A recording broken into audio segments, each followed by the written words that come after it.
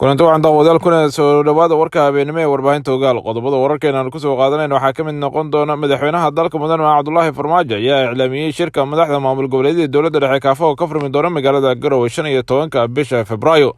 Ra'iisul wasaaraha dalka mudane Maxamed Xuseen Roble waxa uu ka hadlay shirka uu iclaamiyay madaxweyne Farmaajo kulan caaw uga socda Villa Soomaaliya madaxweynaha dalka iyo waliba guddoonka labada aqal ee baarlamaanka xilli bari lagu balansan yahay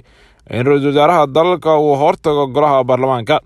iyo waliba sidoo kale sheekada wiilkii saddexda xaas ee soo bandhigin uu qabo oo war cusub iyadana laga soo saaray kana soo baxay maanta qodobadaas iyo waliba kuwa kale oo xiiso leh ayaan daawadayaal wararka caawa ee warbaahinta ogaal media ku soo qaadan doona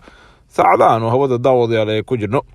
haddii aan wararka faahfaahintaasi ku bilownay madaxweynaha muddaxileedka ka dhamaaday ee dalka mudane Maxamed Cabdullaahi Farmaajo ayaa shir ku saabsan arrimaha doorashooyinka isugu yeeray madaxda dowlad goboleedyada iyo waliba gobolka Banaadir. war ka soo baxay madaxtooyada ayaana lagu sheegay in shirkan uu ka furmi doono 15 bisha Febraayo magaalada Garowe ee dowlad goboleedka Puntland waxa uu dhameystir u yahay baa jiri fulinta heshiiska ay golaha wadatashiga qaran ku gaareen magaalada Muqdisho 17 September 2020. qoraalka ka soo baxay madaxtooyada ayaana lagu sheegay in dowladda federaalka Soomaaliya waxay sii xoojinaysaa dadaalkeeda ku aadan sidii dalka looga hirgelin lahaa doorashooyinka loogana wada hadli lahaa arrimaha lagu kala aragti duwan yahay iyadoo ay asaas ku yihiin dhaqangelinta heshiiska ay ansixiyeen golaha shacabka iyo weliba aqalka sare 26 bishii September 2020.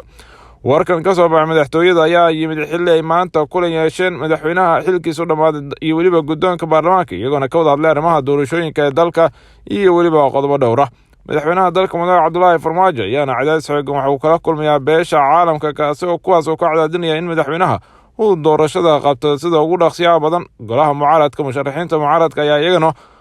waxa ay sidoo kale culays xooggan ay saareen madaxweynaha dalka mudane Cabdullaahi Farmaajo kaas oo ku aadan inuu Villa Soomaaliya isaga baxo maadaama muddaxileedkiisu dhamaaday ayna sheegeen in waqti xaadirkan aysan madaxweyne Farmaajo u aqoonsanin madaxweynaha dalka inuu yahay madaxweynaha dalka mudane Cabdullaahi Farmaajo ayaana waxa uu ilaa hadda ka hadlin arrimaha ku gidaaminaya ay ka hadlayaan golaha musharaxiinta mucaaradka iyo weliba sidoo kale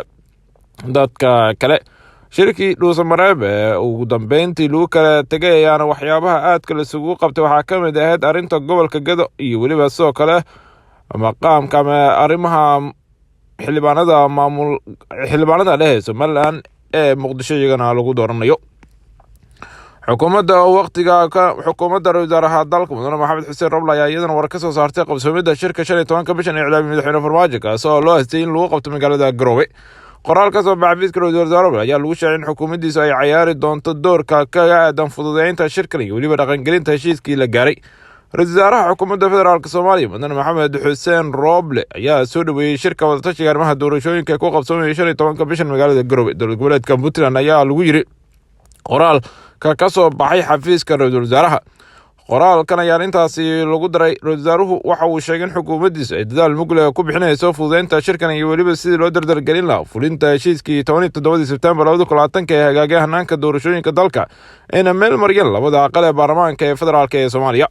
ugu dambeyntii warkan waxaa lagu yiri ra'iisul wasaaraha Maxamed Xuseen Roble ayaa tilmaamay doorka wax ku oolka ah ee qaadanaysa xukuumadda hogaaminaya kaas oo ku saleysan soo dhaweynta aragtiyada kala duwan ee fulinta heshiiskii doorashooyinka ee hore loo ansixiyay weliba sidii loogu midaan lahaa marxaladan muhiim ku ah geedi socodka siyaasadda ee dalka.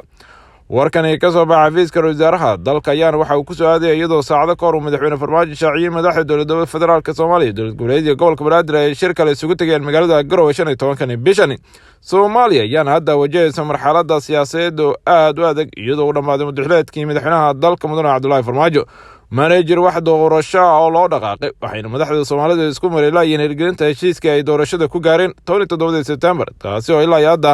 dhaqangelila. waxayna taasi sababtay baa yiri in muddaxileedka madaxweynaha dalka mudane Cabdullaahi Farmaajo ka dhamaado iyadoo wax heshiis ah aan laga gaarin guud ahaan arrimaha taagan ee ku gidaamin baa yiri Soomaalida. dhanka kalena waxaa caawo sidoo kale shir xasaasi oo Villa Soomaaliya uga socda madaxweynaha dalka mudane Maxamed Cabdullaahi Farmaajo iyo weliba sidoo kale guddoonka labada aqal. kulankan oo ahaa mid aan hore loo shaacinin ayaa waxaa la sheegay inuu si degdeg ku yimid kadib markii ay labada guddoon ee baarlamaanka ay maanta waxa hirgelinkii dambe ay tageen xarunta Villa Soomaaliya. kulankan ayaana la sheegaya in looga hadlay arrimaha badan inkastoo warbaahintu dabajoog ka taadana kulankani waxaa sida wararkan helayna la sheegaya in looga hadlay arrimaha ku gidaaman kulanka beri ee baarlamaanka kaasoo uu hortegi doono wasaaraha dalka mudane maxamed xuseen roble. kulanka beri ee lagu balansan yahay golaha shacabka ayaa waxaa hortegi doona wasaaraha dalka mudane maxamed xuseen roble, iyadoona kulanka sida ajendaha loo asteeyay tahay ka warbixinta 100 maalmood ee ugu horeeyay ee ra'iisul wasaaraha dalka mudane maxamed xuseen roble. inkastoo si sax ah aan loo ogeyn waxyaabaha rasmiga ah ee dhinacyada ay ka hadlayaan, haddana waxaa kulankani lagu falanqeynaya arrimaha doorashooyinka dalka maadaama muddaxileedku ka dhamaaday madaxweynaha dalka mudane cabdullaahi farmaajo, iyo weliba sidoo kale shirka lagu balansan in 15 bishan uu ka furmo magaalada Garowe ee caasimadda maamul goboleedka ee Puntland. wararkan helayna ayaana sheegaya in siyaasiyiinta ugu badnaa ee taageersan madaxweynaha dalka mudane cabdullaahi farmaajo ee caawa ku sii qulqulayaan villa Soomaaliya, kuwaas oo kulmo gooni-gooni la yeelanayay madaxda saaxiibada iyo weliba sidoo kale la taliyaasha madaxweynaha dalka mudane cabdullaahi farmaajo.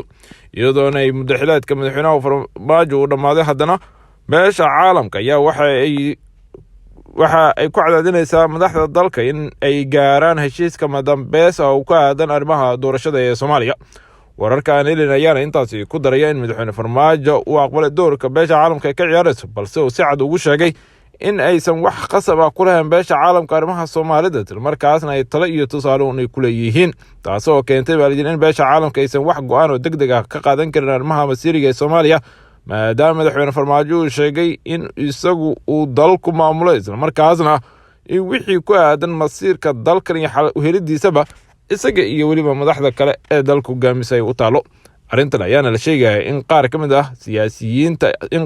ah diblomaasiyiinta beesha caalamka ee ku sugan magaalada Muqdisho ay ka xanaaqeen go'aanka iyo hadallada madaxweyne farmaajo ee ku aadan jawaab uga dhigan hadalkii ku aadanaa baaliyir muddaxileedka markuu ka dhamaado, isagoona si cad baaliyir ugu sheegay in arrinta masiiriga ee Soomaaliya ay u taalo madaxda Soomaalida, isla markaasna iyaga way ka tashanayaan. taasi ayaana la sheegay inay keentay in si degdeg ah uu shir u cilaamiyo, taasi oo uu ku sheegay inay ka dhici doonto magaalada Garowe ee caasimadda maamul goboleedka ee Puntland ayaana horey waxaa go'aano looga gaaray arrimaha masiiriga ee Soomaaliya ee dhanka doorashooyinka, iyadoona lagu xasuusto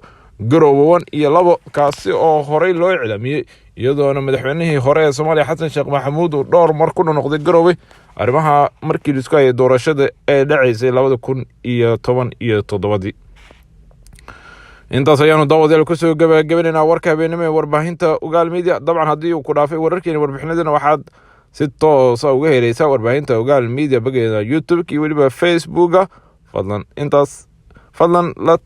gaarsiin saaxiibadaada iyo weliba guud ahaanba dadka kale si ay u helaan warar iyo warbixinadii ugu dambeeyay Soomaaliya caalamka. tan iyo kulanti dambe nabadgelyo.